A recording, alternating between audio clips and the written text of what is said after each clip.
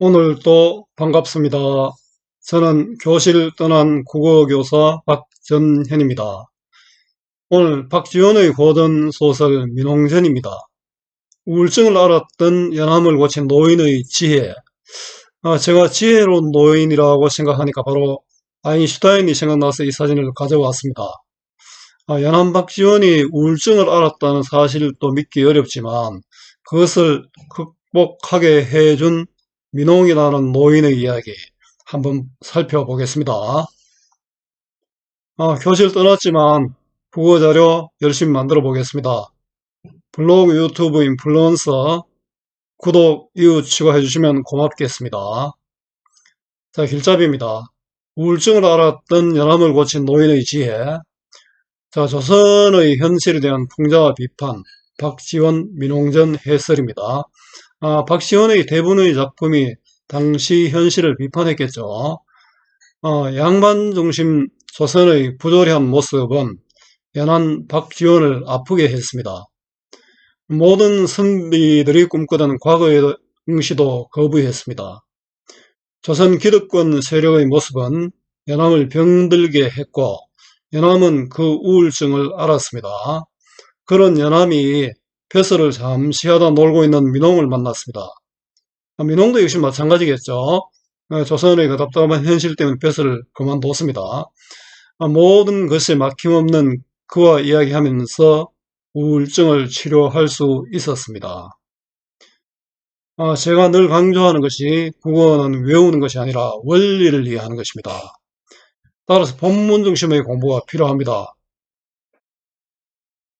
요약시 보고 문제만 푸는 공부는 실패합니다. 국어는 정답을 찾는 것이 아니라 주어진 상황에서 맞은 답을 찾는 것 꼭 기억하세요. 실제로 국어 1등급 받는 아이들은 내공이 굉장히 깊은 아이들입니다. 아마 초등학교 때부터 독서도 많이 했고 제대로 글도 써보고 읽어봤는 아이들입니다. 그러면 안 써보고 그냥 문제만 풀어서 점수 받을 수 없겠죠. 이 배경입니다. 이 작품은 조선 인물이었던 민유신을 대상으로 전의 형식을 빌려 소설화한 것으로, 전은 우리 무슨 전 이렇게 많이 나오잖아요. 한 사람의 일대기를 적은 글들이죠.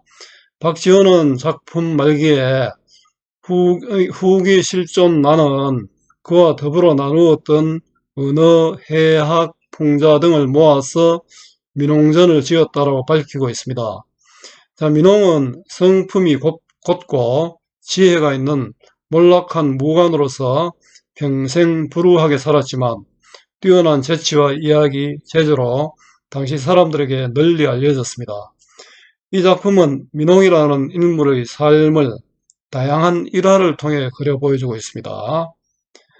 서술자인 내가 경험한 민홍과 관련된 일화를 열거하는 방식으로 서사가 구성되어 있고요.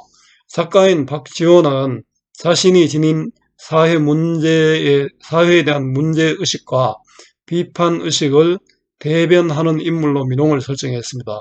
민홍을 통해서 박지원의 생각을 말하고 있다, 이런 이야기입니다.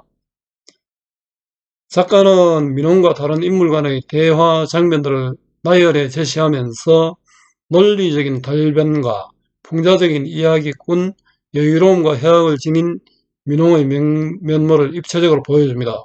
결국 박지원이 이랬다는 것이죠. 실제로 아마 조선에서 가장 뛰어난 글쟁이라는 말이 이상한데요. 중에 하나가 박지원이었을 겁니다. 작품 줄거리입니다. 남양에 사는 민유씨는 첨사 벼슬을 제수받지만 집으로 돌아온 후로 벼슬을 하지 않는다. 서술자인 나는 18세 때 병으로 누워 마음의 위안을 얻고자 했으나 우울한 세월을 보내고 있었습니다. 민홍을 추천하는 이가 있어 만나게 되었는데 민홍은 재치 있는 언변으로 나의 우울한 정세를 낫게 해주고 잠을 잘 수 있게 해주었습니다. 그 뒤에도 민홍은 여러 일화로 사람들을 놀라게 하고 즐겁게도 했으며 경탄하게도 만들었습니다. 막힘이 없었습니다. 어느 날 내가 파자는 한자를 이용한 수수께끼입니다. 이런 봉선 탈춤이 많이 나오죠. 놀이로 그를 놀렸는데 민홍은 그 말도 칭찬으로 바꾸는 기질을 발휘합니다. 그러다가 호련 그 다음에 세상을 떠났습니다. 감상하기입니다. 그는 나에게, 그는 민홍이죠. 나에게. 박지훈이 이제 몸이 아픈 상태로 지금 민홍을 찾아간 겁니다. 당신은 무슨 병이 있어? 머리가 아프오? 아닙니다. 배가 아프오? 아닙니다. 자, 그렇다면 당신은 아픈 데가 없어. 자, 긍정적으로 이야기하는 민홍이죠. 이렇게 해서 결국은 박지원을 고쳤다는 이야기입니다. 그죠? 그리고 문을 열고 들창을 걸었다. 바람이 우수수 불어왔다. 나는 마음이 시원해져서 예전과는 크게 다름을 느끼고 민홍에게 말을 했다. 자, 민홍의 말을 믿고 마음을 터놓게 되었죠. 그 마음의 답답한 우울증도 지금 좀 낫게 되었다는 그런 뜻입니다. 나는 특히 먹을 것을 싫어하고 밤에 잠을 이루지 못합니다. 그것이 병이 되었나 봅니다. 자, 이때 이 박지원은 사회적 모순 때문에 고민이 많았습니다. 그래서 우울증을 앓고 있었습니다. 그러자 민홍이 일어나 내게 축하를 하였다.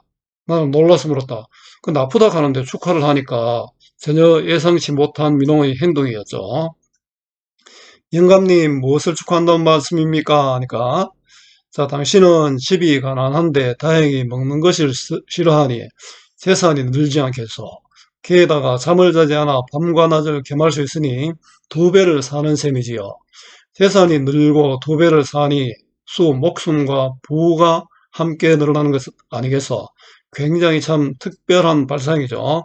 보통 사람과 다른 시각으로 해석하여 나를 위로했습니다. 자, 나의 병에 대한 민홍의 답변이었고요. 나도 깜짝 놀랐죠. 자, 이런 뒷부분이 있는데 뒷부분 좀 생략하고 바로 정리하기로 넘어가겠습니다. 뒷부분은 블로그에 있는 내용 또는 파일에서 볼 수 있습니다. 한문 소설이고 또 풍자 소설입니다. 성격은 비판적이고 풍자적이고 또 해학적이고요. 주제는 세태에 대한 민홍의 풍자입니다. 시정 세태에 대한 비판과 풍자고요. 자, 특징을 정리해 보겠습니다. 1인칭 관찰자 시점이죠. 내가 보는 거잖아요. 자, 1인칭 관찰자, 바로 박지원이 보는 겁니다. 박지원이 민홍을 통해서 하고 싶은 이야기를 하고 있습니다. 질문과 답변 형식으로 이야기가 전개되고 있고요. 민홍의 비범함을 보여주는 일화를 나열하여 서술하고 있습니다. 병렬적 구성이죠. 민홍과 사람들의 문답 내용을 통해 당대 세태에 대한 비판과 풍자를 보여줍니다. 서리적 어조로 자신의 이야기를 강조하고 있고요. 또 권위자의 의견을 통해서도 강조도 합니다. 자, 활동하기는 문제은행 활용하시면 됩니다. 수고 많았습니다. 제가 살아있는 한 좋은 자료로 보답하겠습니다. 네이버 구글 다음 어디서나 검색은 박전현입니다.